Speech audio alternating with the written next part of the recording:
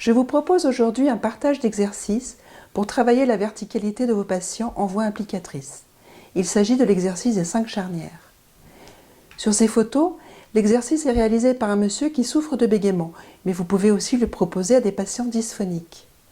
Cet exercice de posture va permettre de s'installer dans 5 positions charnières et de s'y entraîner régulièrement de façon à automatiser une bonne verticalité quand il faudra utiliser une voie implicatrice.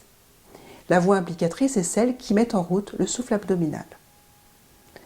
Comme vous le voyez, pour commencer, le patient prend d'abord une attitude de réflexion.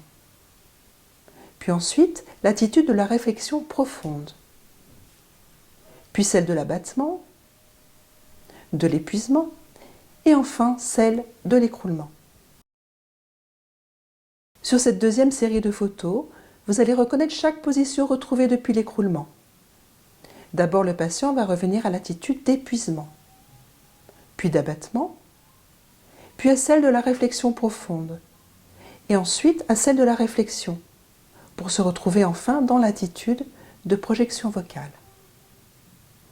À chaque charnière, il se demandera comment il s'y sent physiquement et psychiquement, et il vérifiera la souplesse de ses articulations.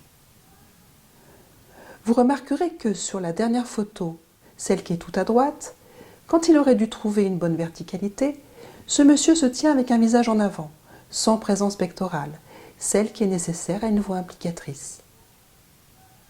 Ce sont des points qu'il faudra continuer à travailler grâce à des exercices spécifiques. L'exercice des 5 charnières, qui est décrit dans le tome 4 de La Voix de Leuch et Allali, permettra au patient d'être davantage conscient de sa posture en situation. Il pourra ainsi automatiser des modifications si sa posture ne correspond pas à l'implication qu'il aurait aimé avoir.